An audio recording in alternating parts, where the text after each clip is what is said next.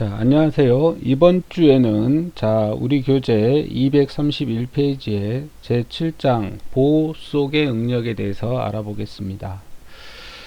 자, 우리가 일반적으로 위에에서 이렇게 수직 하중이 작용하면 일반적으로 보의 단면에는 전단력과 굽힘 모먼트가 작용하게 됩니다. 이때 전단력에 의한 전단 응력이 생기고 굽힘 모먼트에 의해서 수직 응력이 생기게 되는데, 그런데 이때 전단력에 의한 영향은 극히 작으므로 우리가 전단력에 대한 영향은 우리가 생략을 하고 굽힘 모먼트에 의한 수직 응력만을 고려하게 됩니다. 그래서 이러한 굽힘 응력이 굽힘 모먼트가 작용하고 있을 때, 그림과 같이 CD 구간에서는 전단력은 작용하지 않고 굽힘 모먼트, 즉 힘 모먼트만 작용하고 있습니다. 이와 같은 상태를 우리는 순수 굽힘, 다른 말로는 단순 굽힘 상태다, 이렇게 얘기를 합니다. 그래서 이렇게 CD 구간에서 순수 굽힘 상태 구간이고, 이때는 전단력이 0이고 굽힘 모먼트만 작용을 하는 상태가 됩니다. 이러한 순수 굽힘 상태에서 발생하는 굽힘 응력을 해석하기 위해서는 다음과 같은 4가지 가정이 필요합니다. 그래서 우리가 첫 번째 가정은 보의 재료는 내부가 균질하고 후쿠의 법칙이 성립된다, 이렇게 가정을 하고, 두 번째, 재료의 인장 및 압축에 대한 탄성 개수는 같다라고 가정을 합니다. 또한 보의 가로 단면은 굽힘 변형한 후에도 평면이고 굴곡된 축선에 대해서 직교한다. 네 번째, 보는 각각 인접한 층에서 어떠한 제한 없이 각각 자유로이 인장 혹은 압축될 수 있는 섬유층을 이루고 있으며 이들은 굴곡되는 동안 서로 접촉한다 라고 가정을 합니다. 이러한 가정 하에서 우리가 그림 7.2에 이러한 중심을 기준으로 해 가지고 우리가 보를 이렇게 굽히게 되면, 안쪽은 이렇게 면이 좁아지고 바깥쪽은 늘어나는 형태로 이렇게 굽어지게 됩니다. 이때 우리가 이 가운데 이 면을 우리가 중립면이라고 하는데, 바깥쪽 위쪽 부분은 우리가 단면이 줄어들고 그 다음에 바깥쪽 부분은 늘어났죠. 그에 비해서 이 중립면은 우리가 늘어나지도 않고 줄어들지도 않은 그 상태가 됩니다. 그래서 이 부분을 우리가 중립면이라고 합니다. 이 중립면과 각 단면과의 교선을 우리가 중립축이라고 하고, 또한 보가 굽힘을 받으면 이 중립축도 휘게 되는데, 이러한 중립면과 구부림이 일어나는 면과의 교선을 우리가 탄성곡선이다 라고 부릅니다.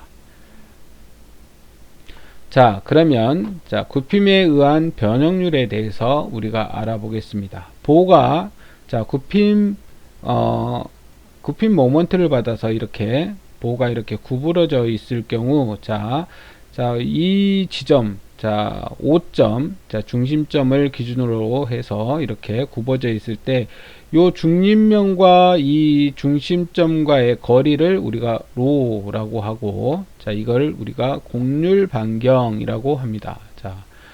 로를 우리가 곡률 반경이라고 하고, 이 곡률 반경의 역수인 로분의 1을 우리가 곡률이라고 합니다.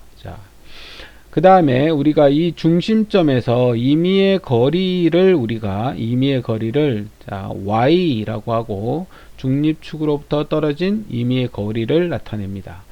그 다음에 우리가 입실로는 변형률을 나타낼 때 주로 쓰는 기호였죠. 그래서 여기에서는 임의의 거리 y에서 굽힘에 의한 변형률을 우리가 입실론이라고 합니다. 그러면 여기 중립면에 m하고 n이라는 이 구간 사이에 m하고 n이라는 구간 사이가 있고, 자, 여기에서 임의의 거리 y만큼 떨어진 이 면을 보면 P와 Q라는 이 라인이 있는데, 자, 이 호가 있는데, 이 호에서 우리가, 자, M만큼의 요 원래 호의 길이, 요 길이보다 PQ는 더 늘어난 상태가 됩니다. 자, 이 인면으로 가면 갈수록 우리가 단면이 더 늘어나겠죠. 그리고 밑으로 가면 갈수록 더 줄어드는데, 자, 여기 중립면 MN보다 자 Y만큼 떨어진 거리에서의 이 호를 봐보면, 이 호를 PQ라고 했을 때 이 PQ는 MN보다 더 거리가 늘어났다는 얘기입니다. 그러면 자, 여기에서 N에서 수직선으로 이렇게 그었을 때 요 PS만큼이 여기에서 N만큼의 거리가 됩니다. 그러면 여기에서 PQ에서 더 늘어난 거리는 여기 S부터 Q까지의 요 거리만큼 우리가 더 늘어났다고 볼 수가 있습니다. 그러면 자, 우리가 세로 탄성 개수 입실론은 원래의 거리 L분의 늘어난 거리 람다 이렇게 표기를 했었죠. 자, 여기에서도 마찬가지로 자, Y만큼 떨어진 이 면에서의 우리가 변형률 입실론은 원래의 거리, 그러니까 MN 원래의 호의 거리 MN에서 우리가 PQ의 호에서 호 PS를 뺀 양, 즉 여기 SQ만큼의 호의 길이가 됩니다. 그래서 변형률은 자, MN분의 SQ 이렇게 쓸 수가 있습니다. 그래서 자, 이렇게 구부러졌을 때 임의의 중립면에서 Y만큼 떨어진 거리에서의 우리가 변형률은 자, 입실론은 MN분의 SQ 이렇게 쓸 수가 있습니다. 자, 여기에서 우리가 비례식을 이용해 가지고 자, 중심에서 로만큼 중립면의 거리가 로만큼 떨어져 있는데, 로만큼 떨어져 있을 때 우리가 이 호의 길이가 MN이었으면 자, 로에서 Y만큼 더 떨어져 있죠. 그래서 여기 Y만큼 떨어졌을 때 우리가 자, SQ만큼 더 떨어져 있으니까 로 대 MN은 Y 대 SQ 이렇게 해서 우리가 비례식을 풀면 자, 여기에서 MN하고 Y를 곱한 값하고 로하고 SQ를 곱한 값이 같아야 됩니다. 그래서 자, 호의 길이 MN, 자, 이게 미스프린터죠. 그래서 MN 곱하기 Y는 자, 호의 길이 SQ 곱하기 로다 이렇게 쓸 수가 있습니다. 자, 이 식을 우리가 다시 정리를 하면 자, MN분의 자, Y를 이쪽으로 이항하고 MN을 이쪽으로 이항하고 로를 이쪽으로 이항하면 MN이 이쪽에 가면 분모가 되니까 호 MN분의 호 SQ는 자, 로가 이쪽으로 오면 로분의 Y 이렇게 쓸 수 있겠죠. 그래서 자, MN분의 SQ는 로분의 Y다 이렇게 쓸 수가 있습니다. 자, 여기에서 우리가 아까 입실론은 MN분의 SQ다 이 식을 일식으로 놓고 여기에서 MN분의 SQ는 로분의 Y다를 이 식으로 놓고 이 두 식을 같다고 이렇게 정리를 하면 우리가 입실론은 로 Y다 이렇게 쓸 수 있겠죠. 자, MN은 SQ니까 MN은 SQ 대신에 입실론을 넣으면 입실론은 자, 로분의 Y다 이렇게 우리가 식을 구할 수가 있습니다. 자, 여기에서 만약에 Y가 0이면 Y가 여기 중립면에서 이쪽 바깥쪽으로의 거리인데 자, Y가 0이라는 얘기는 중립면에 위치해 있다는 얘기죠. 그러면 중립면에서 우리가 변형률은 어떻게 되느냐? 자, Y가 0이 되면 값이 어떻게 됩니까? 입실론은 0이 되겠죠. 그래서 입실론은 0이 됩니다. 변형률이 없다는 얘기죠. 자, 그 다음에 자, Y가 2분의 H면 여기 맨 바깥면이 되겠죠. 자, 이 보의 두께가 H입니다. 그러면 여기 중립면은 가운데고 요 맨 밖에는 2분의 H, 이쪽 안쪽은 마이너스 2분의 h 이렇게 표시할 수 있겠죠. 그래서 y가 마이너스 2분의 h나 플러스 2분의 h가 되면 자 입실론은 최대가 되고 이때 입실론 값은 로분의 플러스 마이너스 2분의 h가 된다. 그래서 이게 바깥쪽일 때는 플러스 h고 안쪽일 때는 마이너스 h 이렇게 구할 수 있다. 따라서 중립면에서는 변형이 생기지 않으면 상하 표면에 최대 변형이 생긴다는 것을 알 수 있다. 자, 두 번째 굽힘 응력의 분포에 대해서 알아보겠습니다. 자, 후크의 법칙에서 우리가 시그마는 2 입실론이다 라는 식을 우리가 알고 있습니다. 여기에서 입실론에 대한 식으로 나타내면 입실론은 2분의 시그마다 이렇게 쓸 수 있고, 방금 전에 우리가 그 보에서 배웠던 거 입실론은 로분의 y다 이렇게 쓸 수 있었죠. 그래서 요 입실론 대신에 여기에 있는 입실론 대신에 요 로분의 y를 여기에 대입하게 되면 굽힘 응력 시그마는 2 로분의 y다 이렇게 쓸 수가 있습니다. 자, 여기에서 만약에 y가 0이 되게 되면 이렇게 굽어졌을 때 y가 0이라는 말은 중립면이라는 얘기죠. 중립축이면 시그마는 0이 되고 y가 증가하면 시그마는 직선적으로 증가하게 됩니다. y가 분자값이기 때문에 y 값이 증가하게 되면 시그마가 증가하게 되겠죠. 그래서 y가 플러스 마이너스 2분의 h일 때 시그마, 그러니까 응력값도 최대가 되고 이때 시그마는 여기 2로 y에서 요 y 대신에 2분의 h를 넣게 되면 플러스 마이너스 2분의 h를 넣게 되면 로는 2 가로 열고 플러스 마이너스 2분의 h다 이렇게 쓸 수 있습니다. 여기서 마찬가지로 이렇게 위쪽 바깥쪽은 플러스 2분의 h고 안쪽으로 오게 되면 마이너스 2분의 h로 이렇게 부호를 나타내고 있습니다. 결국 굽힘 응력 시그마의 분포도는 중립면에서 0이며 상하 표면에서 최대임을 알 수 있다. 즉 여기 그림에 나와 있는 것처럼 우리가 작용하는 응력은 중립면에서 굽힘 응력은 0이 되고 중립면에서 우리가 바깥쪽으로 쭉 가면 갈수록 거리가 y가 커지면 커질수록 우리가 굽힘 응력 시그마 값은 이런 식으로 커지게 된다는 얘기입니다. 그리고 여기 중립면에서 안쪽으로 이렇게 y 값이 커지면 커질수록 마찬가지로 응력 값은 더 커진다. 물론 이제 여기에서 응력값이 플러스 마이너스로 이렇게 나타나는 거는 이게 압축이냐 인장이냐 이런 응력의 종류를 나타내는 거고, 크기는 결과적으로 중립면에서 안쪽이든 바깥쪽이든 벗어나면 벗어날수록 더 커지고 맨 안쪽이나 아니면 맨 바깥쪽에서 우리가 최대의 응력값을 갖게 된다.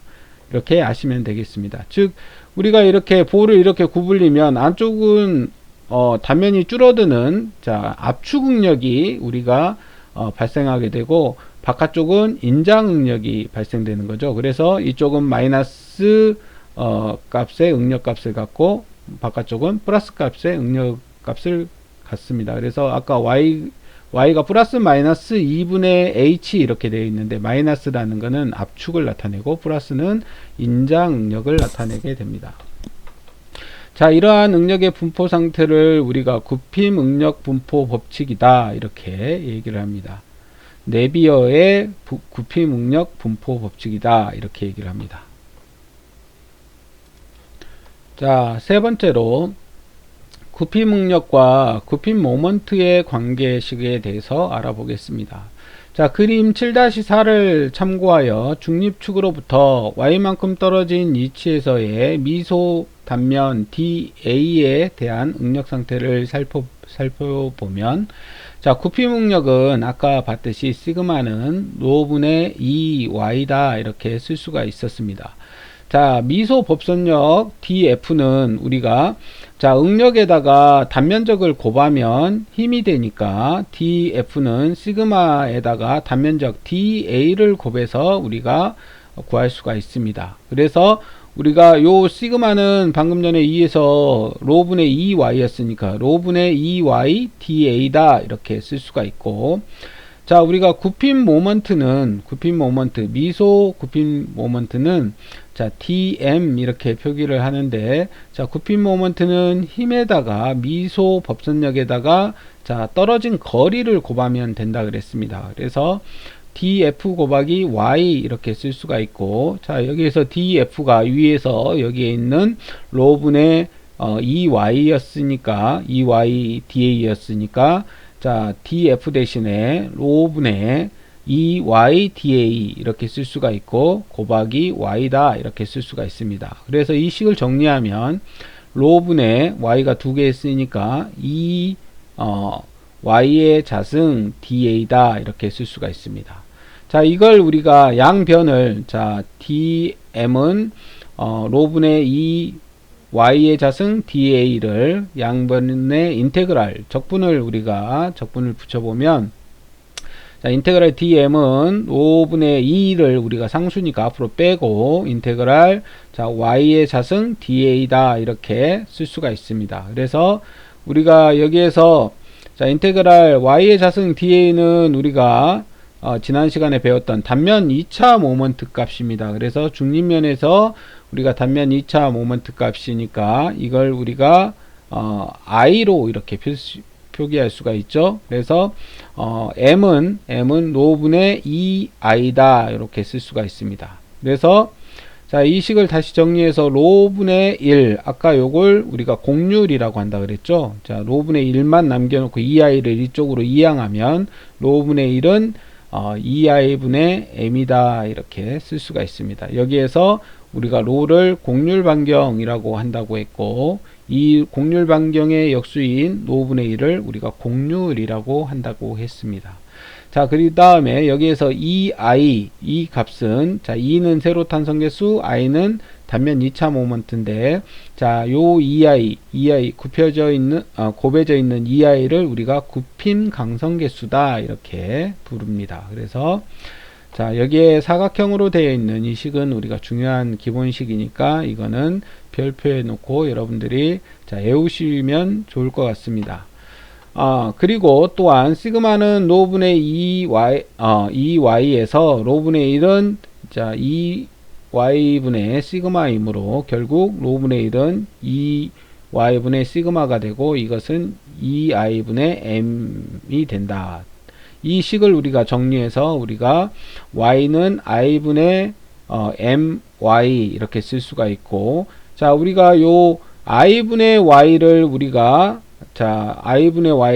z 단면 개수라고 하기 때문에 이 식을 정리하면 z분의 m 이렇게 쓸 수가 있습니다. 그래서 우리가 시그마는 z분의 m이다 이러한 식을 우리가 얻을 수 있고, 자, 이 식을 다시 m에 관한 식으로 정리하면 굽힘 모먼트 m은 우리가 시그마 z다 이렇게 쓸 수가 있습니다. 그래서 자, 굽힘 모먼트는 우리가 응력 곱하기 굽힘 응력 곱하기 단면 개수다 이렇게 우리가 알 수가 있습니다. 자, 이건 매우 중요한 식이죠. 우리가 보에서 항상 나오는 문제인데, 자, 굽힘 모먼트는 굽힘 응력 곱하기 단면 개수다. 요걸 여러분들이 반드시 외우고 계시면 좋을 것 같습니다. 그리고 참고로 아까 여기에서 우리가 자, i분의 y가 단면 개수 z라 그랬죠. 그래서 자, 요 부분도 우리가 평면 도형의 성질에서 우리가 배운 내용들이니까 여러분들이 한 번씩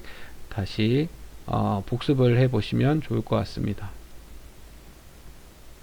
자, 그러면 우리가 표 7-1에서 보면 최대 굽힘 모먼트와 단면 개수가 나와 있는데, 자, 지난 시간에 우리가 어떠한 여러가지 보호 형태 중에 하중이 작용할 때 반력을 구하는 거, 그 다음에 전단력 선도와 BMD, 그러니까 굽힘 모먼트 선도 구해서 우리가 최대 굽힘 모먼트 구하는 것들을 해봤습니다. 그래서 자, 여기에서 우리가 첫 번째 단순보에 우리가 P라는 집중하중이 작용할 때 우리가 최대 굽힘 모먼트는 자, M 맥시멈은 L분의, 자, 이 보의 전체 길이가 L이고, 자, 하중이 작용하고 있을 때 A부터 하중이 작용하는 부분까지의 거리를 A, 그 다음에 B에서 하중이 작용하는 데까지의 거리를 B라고 했을 때, 우리가 굽힘 모먼트, 최대 굽힘 모먼트는 L분의 PAB 이렇게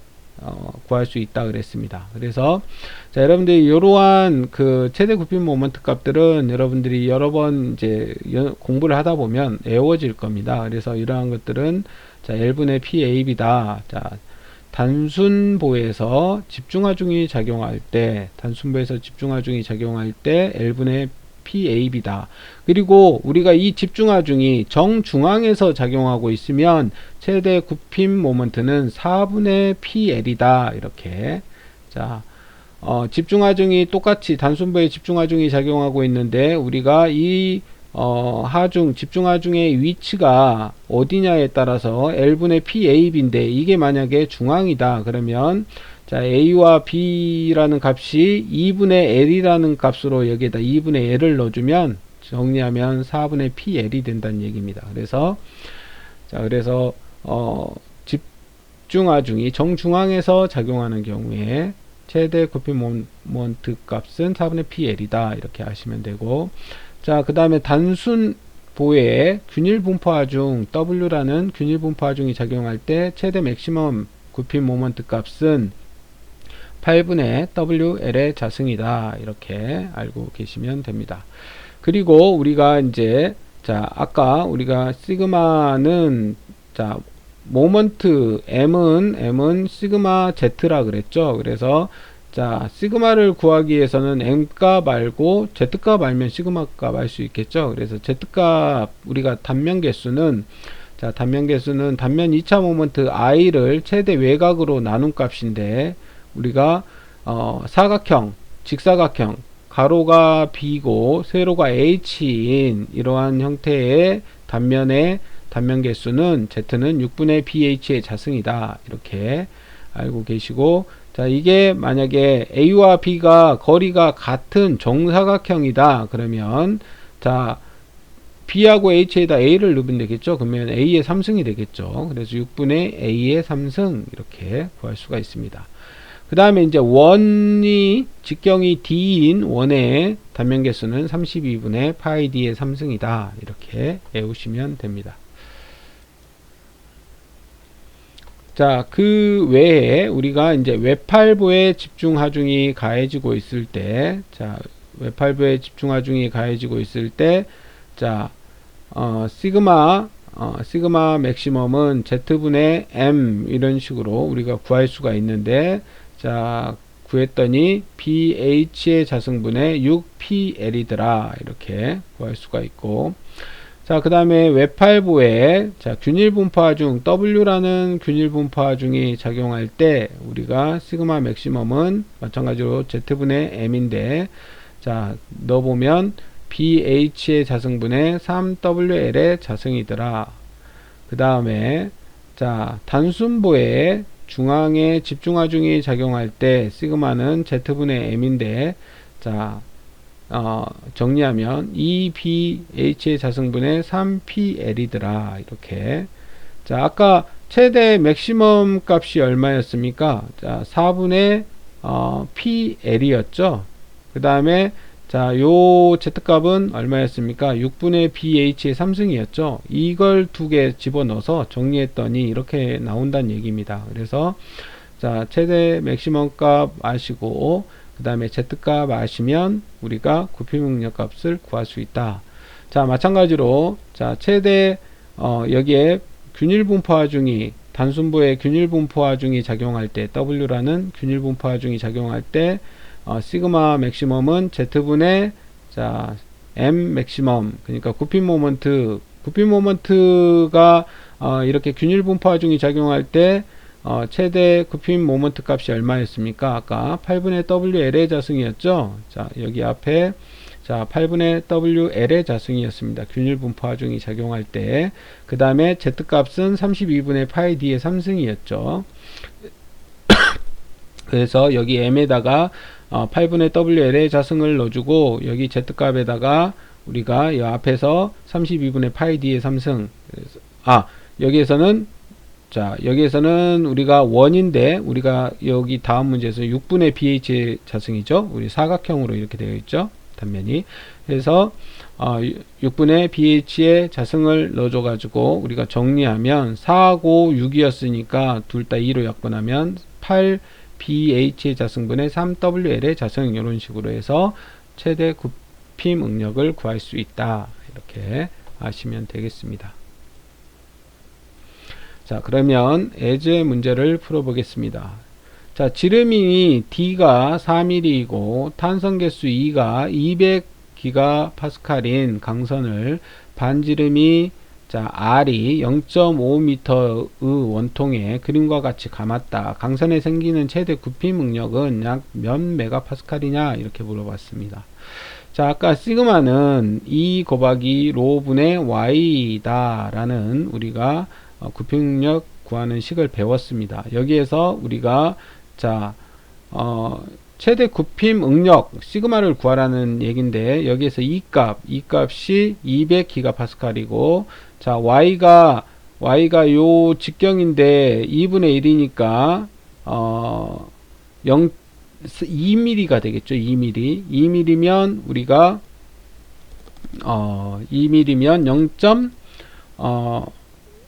0.002가 되겠죠. 0.002m. 자, 미터로 우리가 파스칼이니까 미터 단위로 통일해야 되겠죠. 그러니까 곱하기 10의 마이너스 3승을 해야 되니까 0.02가 됩니다. 그 다음에 자, 곡률 반경이 로가 반지름이 0.5m니까 0.5 이 R 값이 0.5가 되겠죠. 근데 여기에 이제 중립면은 어디가 됩니까? 요거 D에 이게 4mm인데 4mm의 중간 지점, 그러니까 2mm가 되겠죠. 2mm. 그러니까 곡률 반지름은 0.5 플러스 0.002 이렇게 해줘야 자, 여기 중립면이 됩니다. 이 강선의 중립면. 그래서 자, 0.5 플러스 0.002분의 자, 이 값이 아까 200GPa이니까 자, 메가파스칼로 바꾸려면 자, 기가는 10의 9승이고 메가는 10의 6승이니까 자, 기가를 메가로 바꾸려면 10의 3승을 더 해줘야 되겠죠. 그래서 200 곱하기 10의 3승 곱하기 자, 반지름 자, 지름의 절반, 그러니까 0.002 해줘서 자, 계산기로 우리가 계산을 해보면 796.8 메가파스칼 이렇게 나온다. 자, 여기에서 이걸 반올림할 필요는 없습니다. 일반적으로 우리가 공학에서 값을 구할 때는 소수점 두째 자리까지 이렇게 구해주는 게 좋으니까 여기다 796.8 메가파스칼 이렇게 써주면 되겠습니다. 아니면 소수점 뒤에 자리가 하나 더 있으면 하나 더 해서 소수점 뒤 두째 자리까지 이렇게 구해주시면 좋습니다. 셋째 자리에서 반올림하거나 버리셔가지고 대부분 셋째 자리에서 반올림해서 두째 자리까지 이렇게 구해주시면 됩니다. 그래서 여기에 뭐 약해서 이렇게 정수로 나타낼 필요가 없고 항상 소수점으로 이렇게 두째 자리까지 표기해 주시면 좋습니다. 자, 이상으로 이번 수업을 마치겠습니다.